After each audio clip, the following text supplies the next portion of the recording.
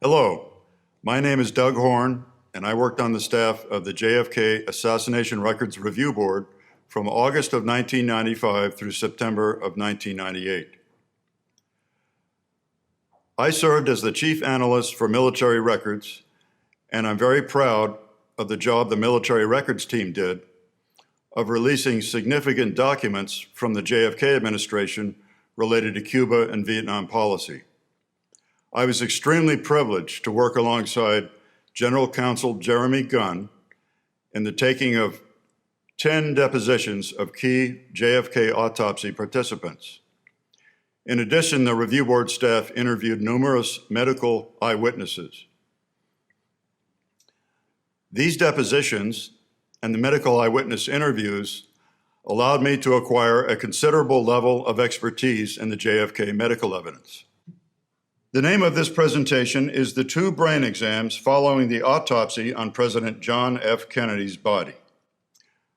Before I begin today's presentation, I want to relay to you one of the major conclusions of this presentation.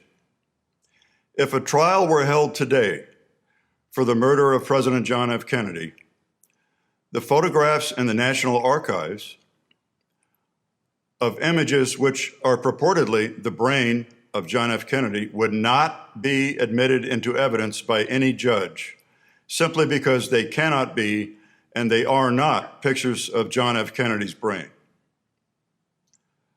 I will be presenting to you the evidence that allowed me to come to this conclusion, and I'll be discussing with you how this came to be. Now, this is a rendition or a drawing made by Ida Docks of the House Select Committee on Assassinations. It is one of 7 photographs showing a superior view of a brain. 14 of the 52 autopsy photographs in the archives depict a brain. The other 38 photos depict images of the body of JFK. 7 of the brain photos depict this superior view of a brain, and the other 7 brain photos depict a basilar view taken from the underside of the brain shown here. There are no bootleg autopsy photographs of the brain in the public record, so all we have to work with in a presentation is this medical illustration made by Ida Docks. But are the 14 brain photos in the National Archives images of John F. Kennedy's brain? And if not, how did this come about? This is a breakdown of the brain photographs in the National Archives. There are a total of 14 brain photographs. 7 of them are photographs of a basilar view of the brain, taken from the underside of the organ. The other 7 brain photographs are superior views. They're taken from above the intact brain, a brain that has not been serially sectioned. So this breakdown shows you how many of these photographs are black and white negatives and how many are color positive transparencies. The House Select Committee on Assassinations could not prove the brain images in the National Archives were of JFK's brain. They admitted this in their report in Volume 6 on page 233.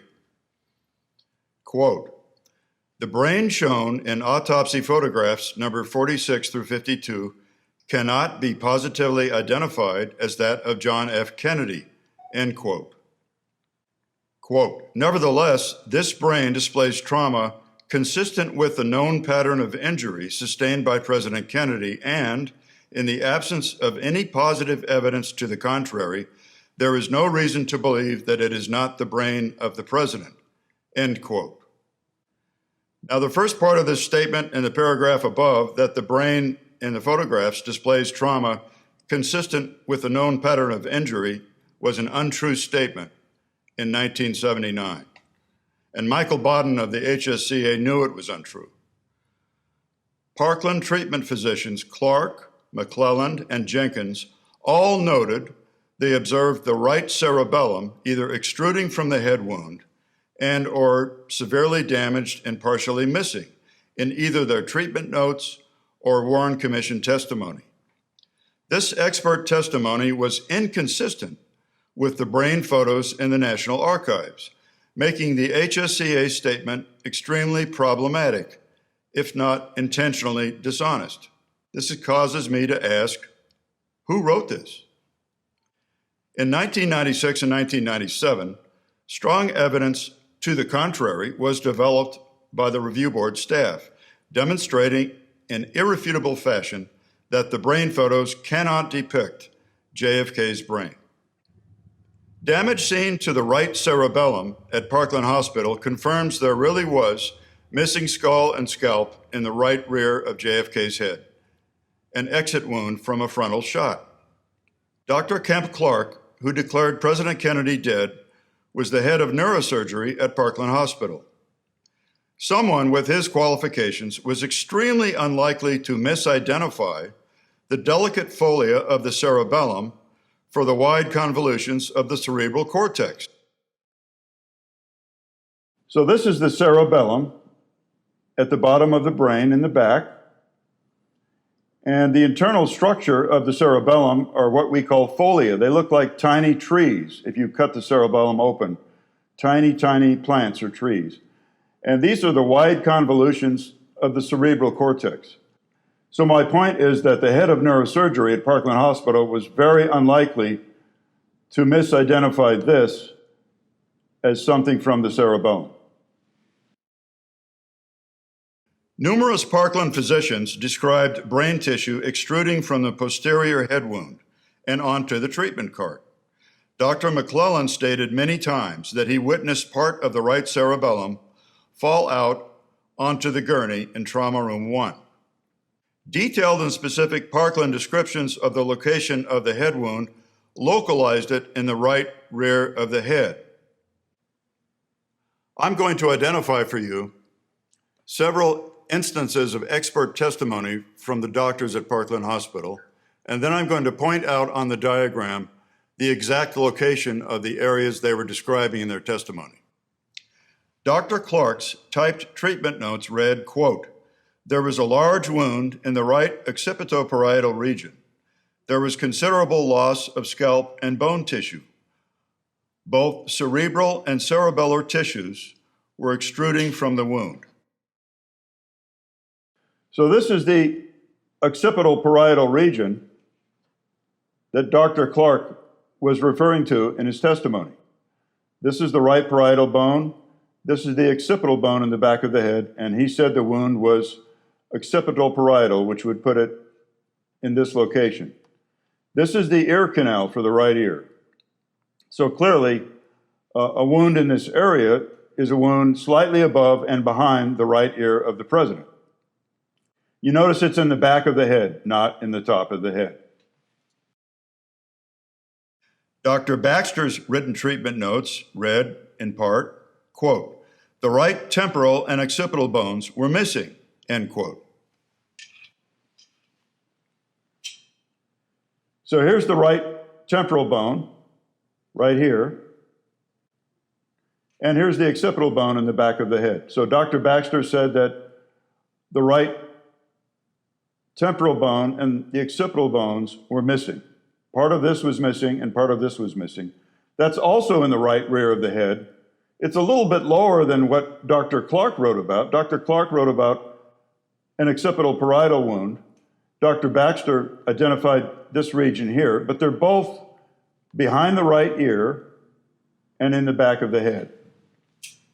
Dr. Jenkins' typed treatment notes read, quote, "There was a great laceration of the right side of the head, temporal and occipital, even to the extent that the cerebellum had protruded from the wound." So Dr. Jenkins, like Dr. Baxter, is talking about damage in the right temporal bone and the occipital bone, and he mentioned cerebellum extruding from the wound. Dr. McClellan's Warren Commission testimony read in part, quote, "The right posterior portion of the skull had been extremely blasted.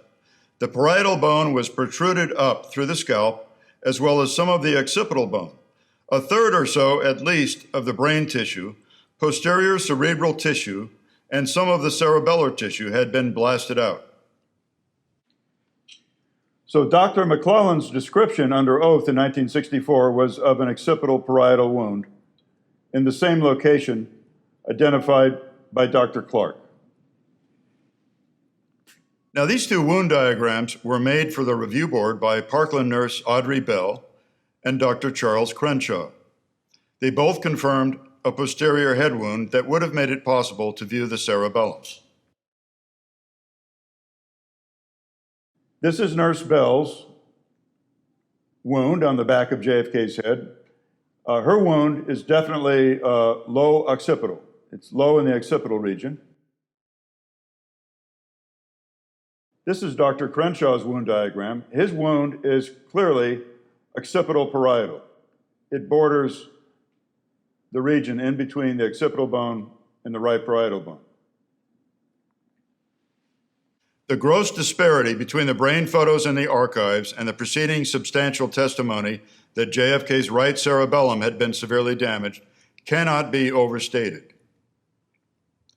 The fact that the HSCA misrepresented and even lied about that expert testimony in Volume 6 caused Jeremy Gunn and me to focus intently upon everything related to the supplementary brain examination conducted following the autopsy on JFK's body.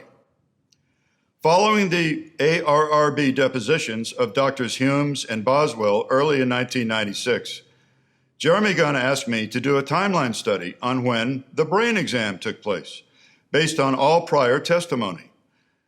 The ARRB General Counsel certainly did not trust the images of a brain that had been placed in the archives.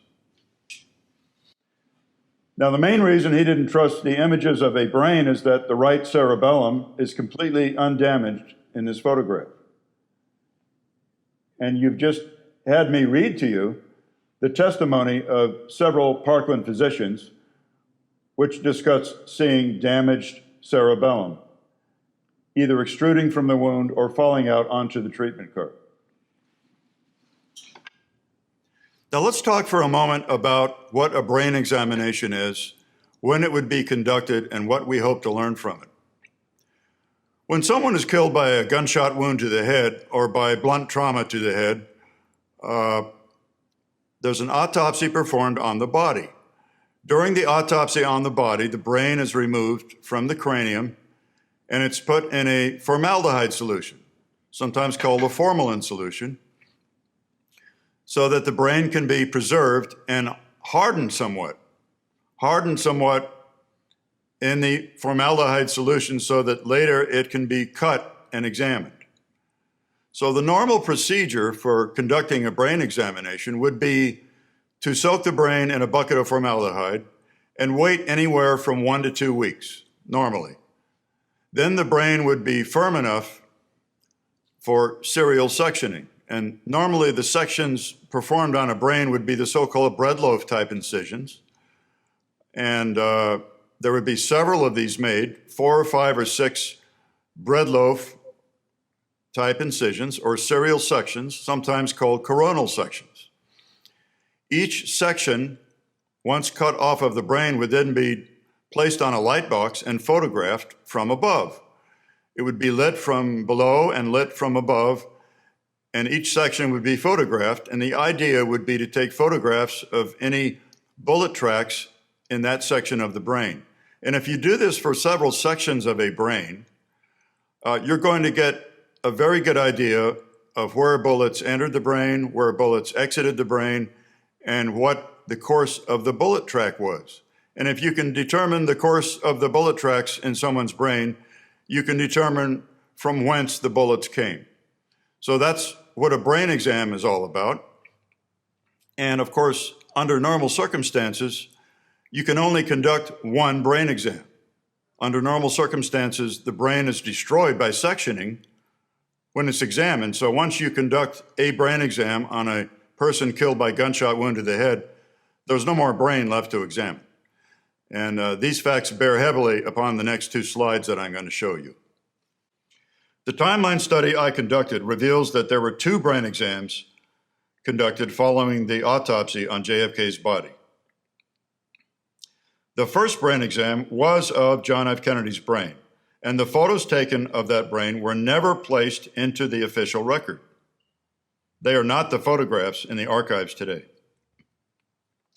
The date of this exam was Monday morning, November 25th, 1963, before JFK's funeral later that day in the afternoon. The attendees were Drs. Humes and Boswell and the official photographer, John Stringer. He photographed the autopsy on the body, and he also photographed this first brain exam of John F. Kennedy's brain. Now, the brain was indeed serially sectioned at this first brain exam, and the coronal sections were photographed by John Stringer on top of a light box, illuminated from both below and from above. Now, this brain exam was conducted only 2.5 days after the autopsy on JFK's body, and you might well ask, how could this be done if the normal procedure was to let a brain soak in formaldehyde for 1 or 2 weeks? There was a technique called perfusion used at Bethesda Naval Hospital, and it permitted a brain cutting to be performed only 2.5 days after the brain's removal at autopsy. My source for this is Dr. Dick Davis, who is acting head of neuropathology at the AFIP in 1963. I interviewed him in 1997.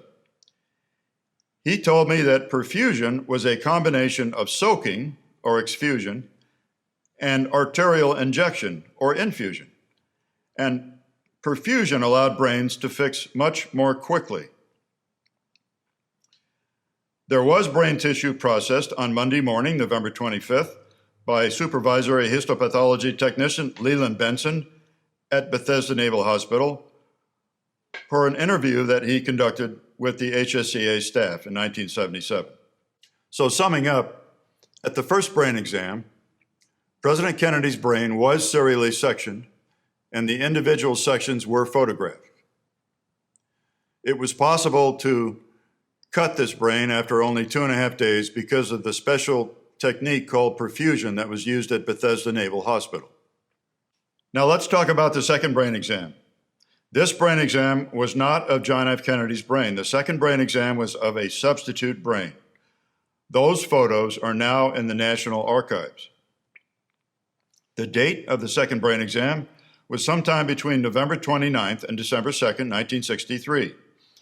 The attendees, once again, were Drs. Humes and Boswell. This time, Dr. Fink was present also, and an unknown Navy photographer. There's a report called the Supplemental Brain Examination Report, the Supplemental Autopsy Report. And in that report, which is not dated, it is stated that the brain was not serially sectioned. And the precise quotation from the supplementary autopsy report reads as follows, quote, "In the interest of preserving the specimen, coronal sections are not made," end quote. Smaller sections were taken, but not coronal sections. This statement in the supplemental autopsy report refers to the substitute brain. It does not refer to President Kennedy's brain, which was sectioned. So we know that brain tissue was processed again on December 2nd by Navy Chief Chester Boyers. And the reason we know this is that he was interviewed by the House Select Committee on Assassinations, and they wrote 2 interview reports of what he told them. Fink wrote in his notes to General Bloomberg in 1965, quote, "The convolutions of the brain are flat and the sulci are narrow, but this is interpreted as a fixation artifact because the change was not noted at the time of autopsy," end quote. This is surely a CYA statement by Dr. Fink. It's clear from his written comments to his superior at the AFIP that the brain he was examining was not the same brain he saw at the autopsy on President Kennedy. It looked very different. And I think he was covering his ass, if you will, by writing official notes about this and placing them in the record in 1965. It's my conclusion that the second brain exam occurred on Monday, December the 2nd, 1963. The reason I say that is Dr. Fink received a phone call from Dr. Humes on the 29th, which was a Friday, the 29th of November, but it was Chief Boyers who processed the brain tissue on December the 2nd. So I've concluded that that was the actual date of the second brain exam. First brain exam was on Monday, November 25th. The second brain exam was exactly 1 week later on Monday, December the 2nd. The timeline evidence for the first brain exam is robust. It was on Monday, November 25th, 1963, and we can say that with a great deal of confidence. Dr. Boswell, in 1977, told the HSCA that the brain exam was 2 days after the autopsy, and then later in the same interview, he said it was 2 or 3 days after the autopsy. To the review board in his deposition in 1996, Boswell was unequivocal that the brain exam was on Monday, November 25th, 1963, and testified that the brain was relinquished to Admiral Berkeley on Monday by Commander Humes after the brain was examined earlier that day. Now, John Stringer, the photographer, told the HSCA in 1977 in a telephone interview that the brain exam was 2 or 3 days after the autopsy. 3 days later, during an in-person interview, Stringer told the House Select Committee that it was 2 or 3 days after the autopsy. His answer did not change. To the review board on the telephone in 1996, John Stringer said that the brain exam was 2 or 3 days after the autopsy on a workday and in the morning. During his deposition, John Stringer told the review board that the brain exam was, quote, 3 or 4 days after the autopsy, on a Monday, after a weekend, and in the morning. Just to review this point here, Leland Benson, a supervisory tissue processing technician, told the House Select Committee that he processed brain tissue Monday morning, November 25th.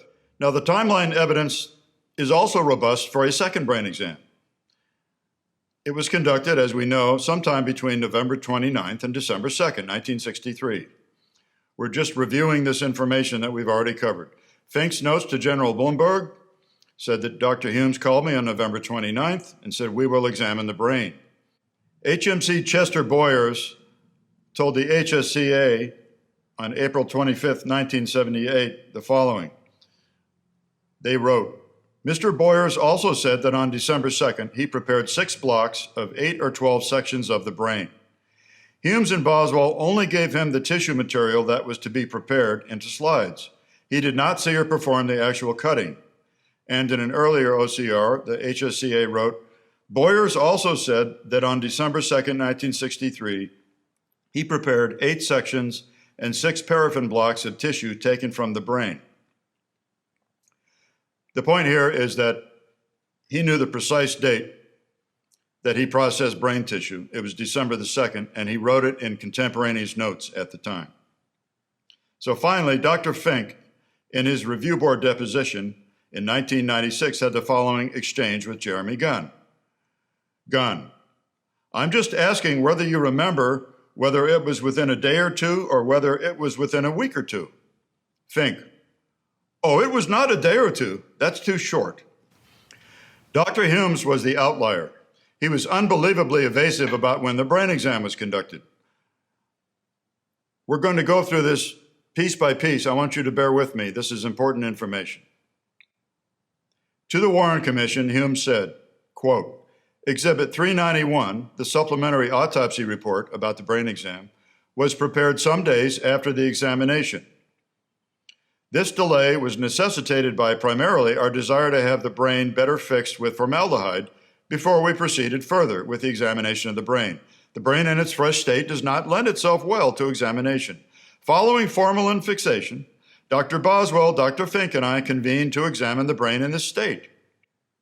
Please understand that when Humes testified before our inspector, Dr. Fink was present in the room, so Humes had to be careful to mention the delay Fink encountered prior to the brain exam he attended.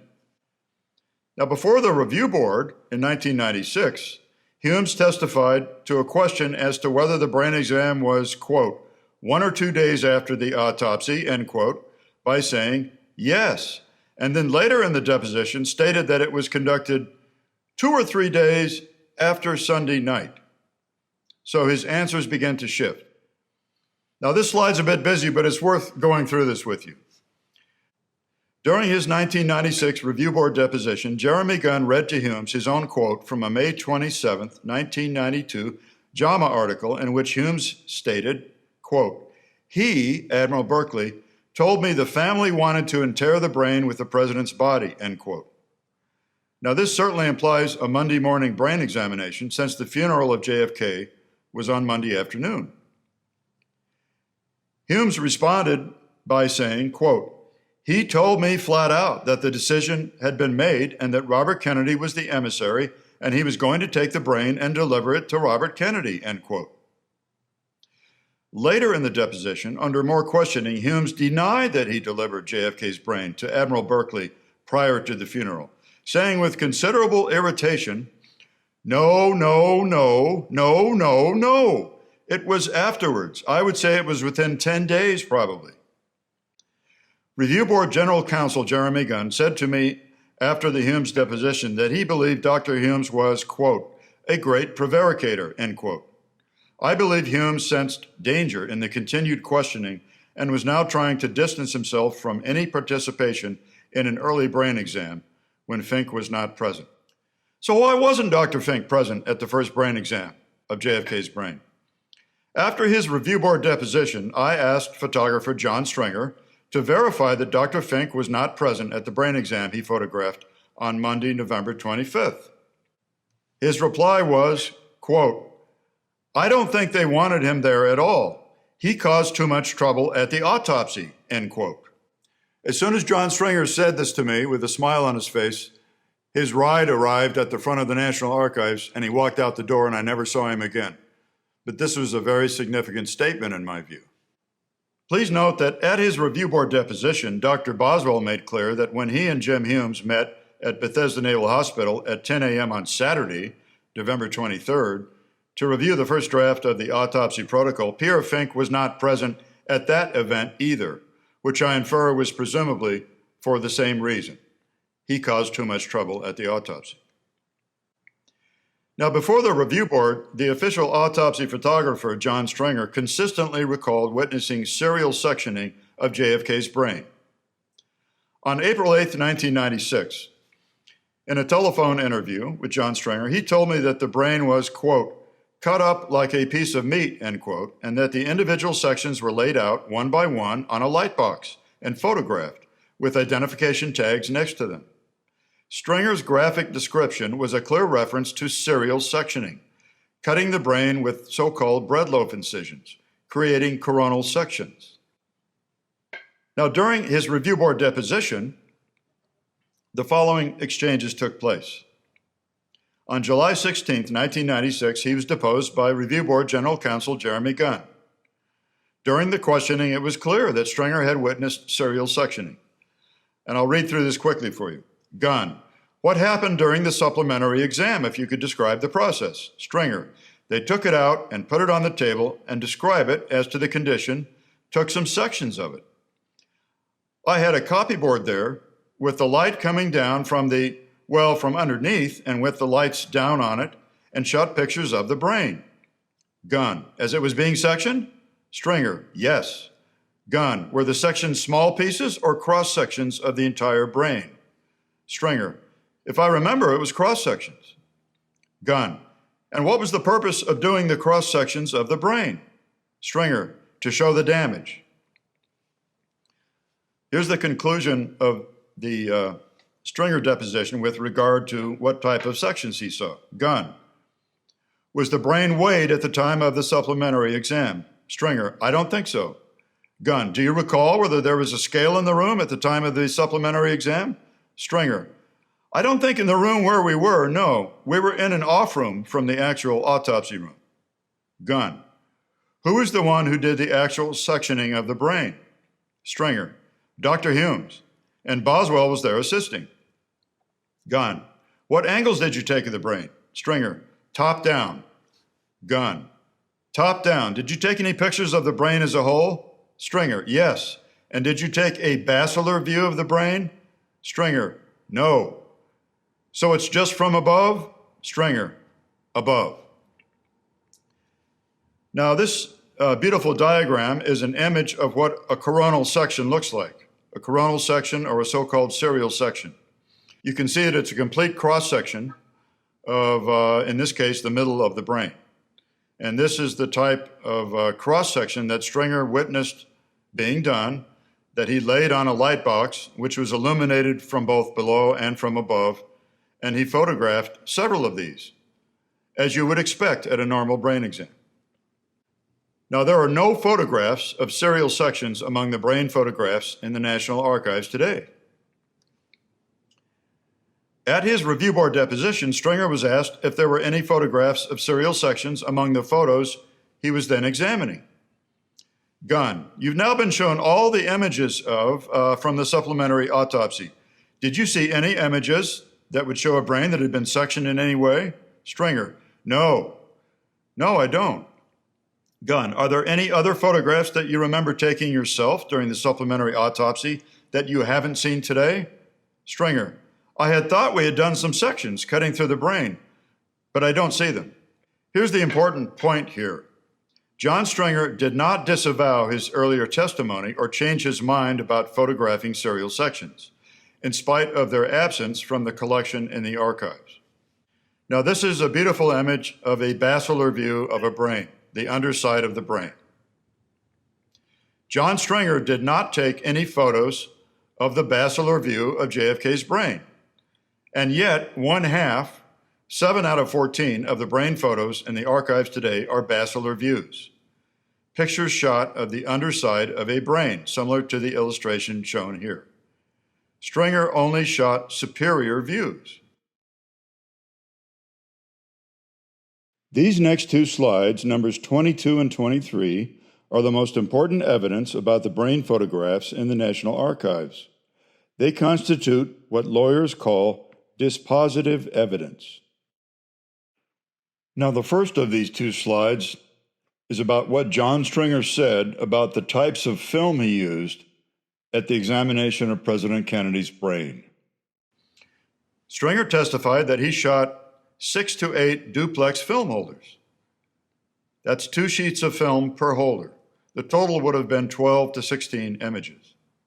And he did not use a film pack.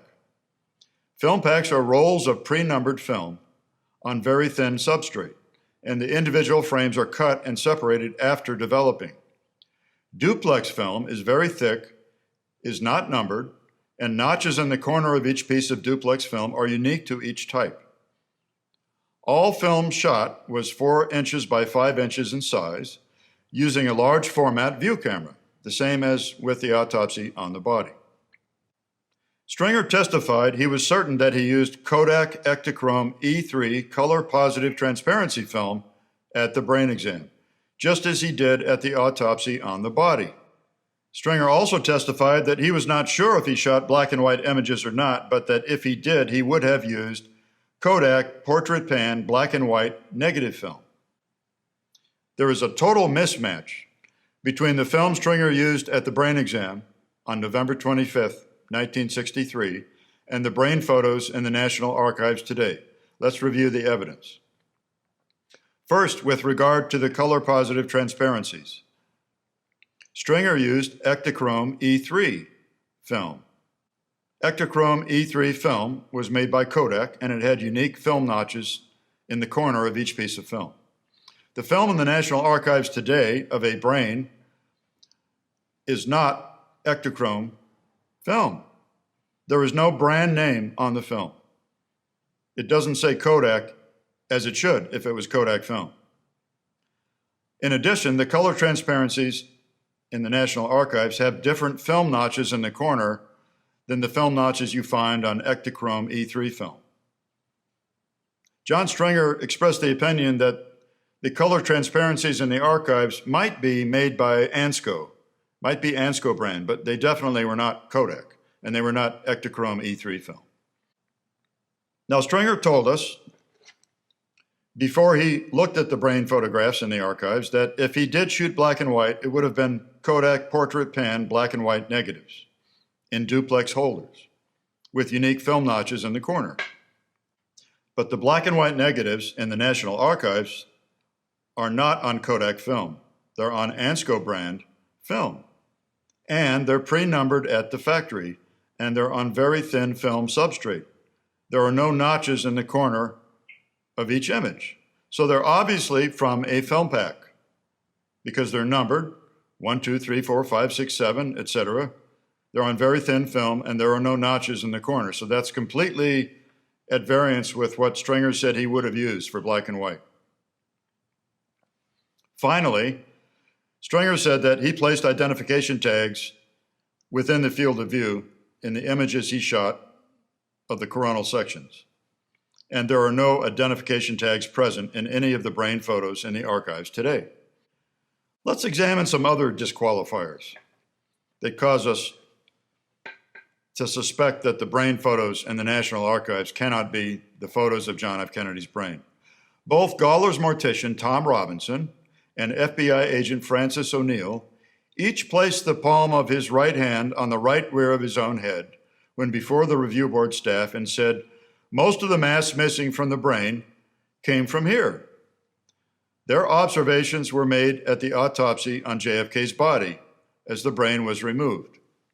So as both of these men sat before us and described where the missing tissue was in the brain, they both went like this with their right hand, placed it on the back of their own head and said, most of the tissue is missing right back here.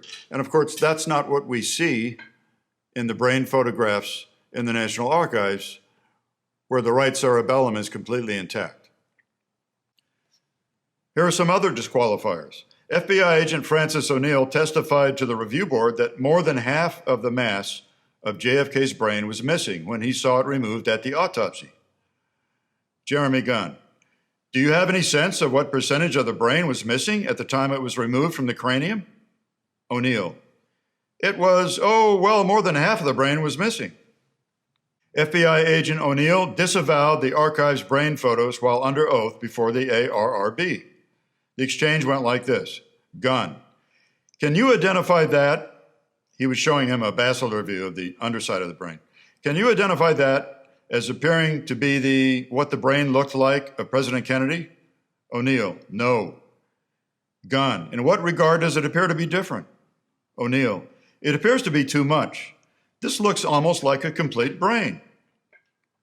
And then Jeremy Gunn shifted to the image you see at the right, which was a superior view of the brain. Gunn, does that look approximately the size of what you recall? O'Neill, in all honesty, I can't say that it looks like the brain that I saw, quite frankly. I did not recall it being that large.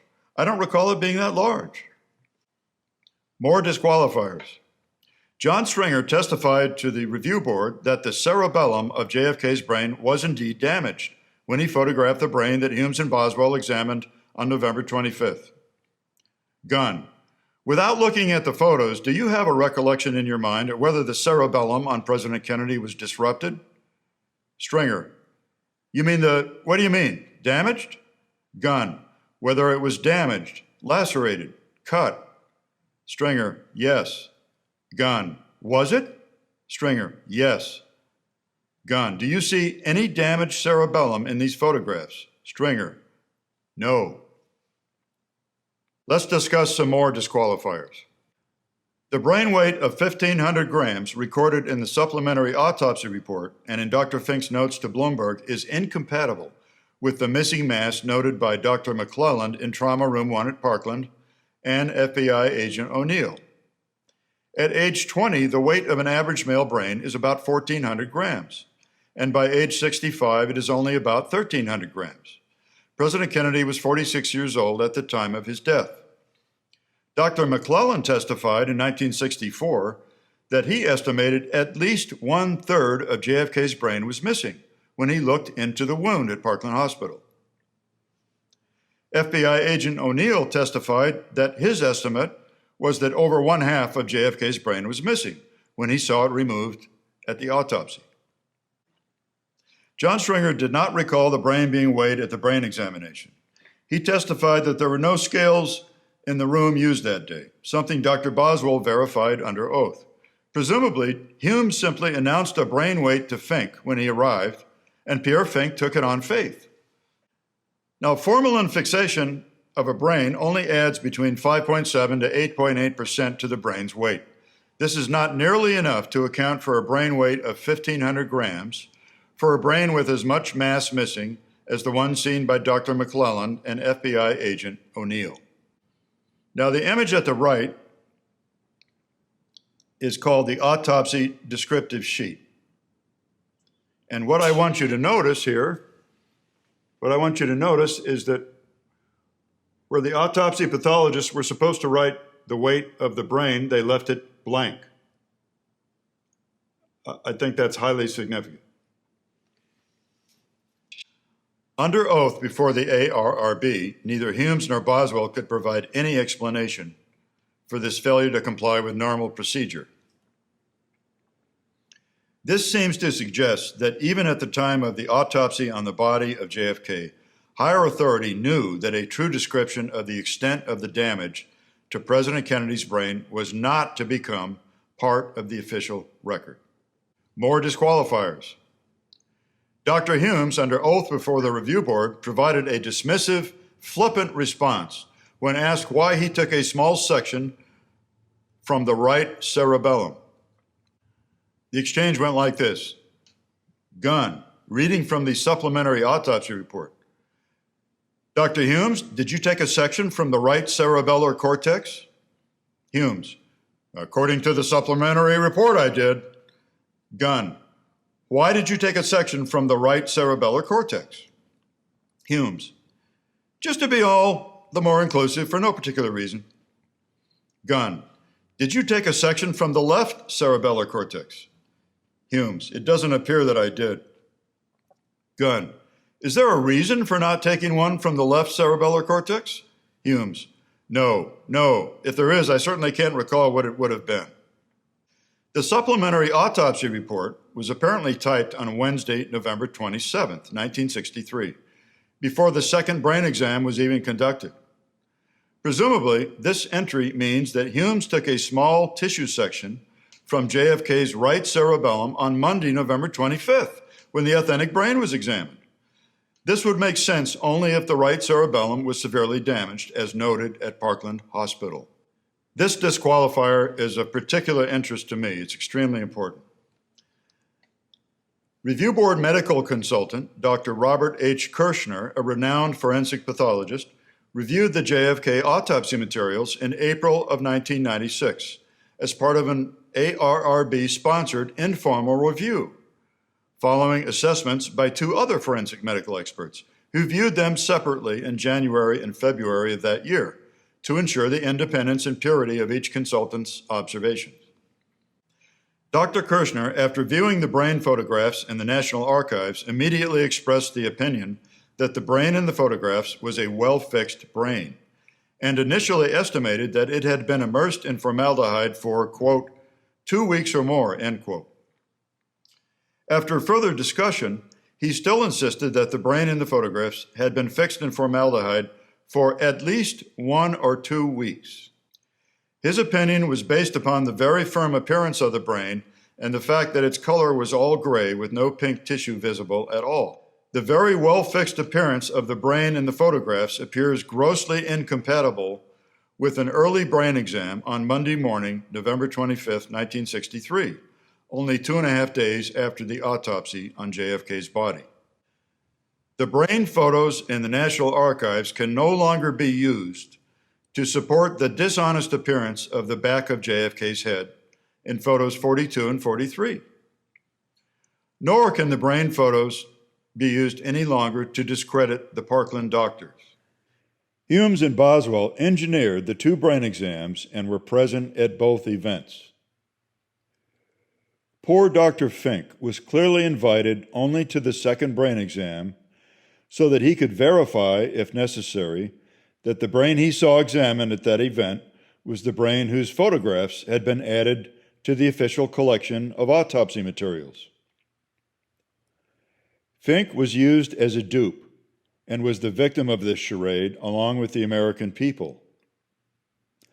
At least Dr. Fink, shown in the upper right of the photo at the top, who surely knew something was amiss, recorded in his notes to General Bloomberg that the brain he examined at the supplementary examination did not look the same as it had when it was removed at the autopsy. Humes and Boswell remained morally and ethically compromised for the remainder of their lives.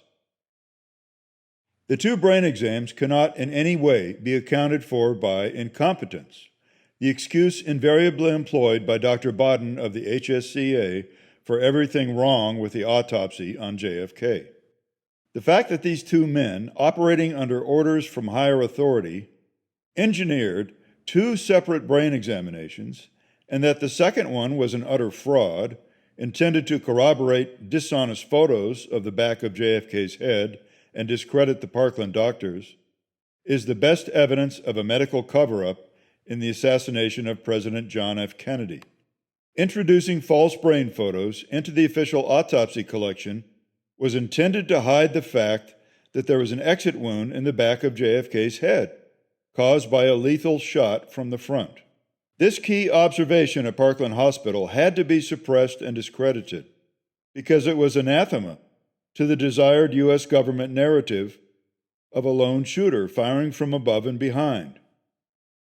The Warren Report's conclusions could not stand unless the Parkland doctors were discredited, and introducing false brain images was the key. So the photographs of President Kennedy's authentic brain had to be suppressed because they would have shown clear evidence of shots from the front. And photographs were introduced of the substitute brain, which show a totally different pattern of damage, roughly consistent with the shooter firing from above and behind. This was a major component of the medical cover-up.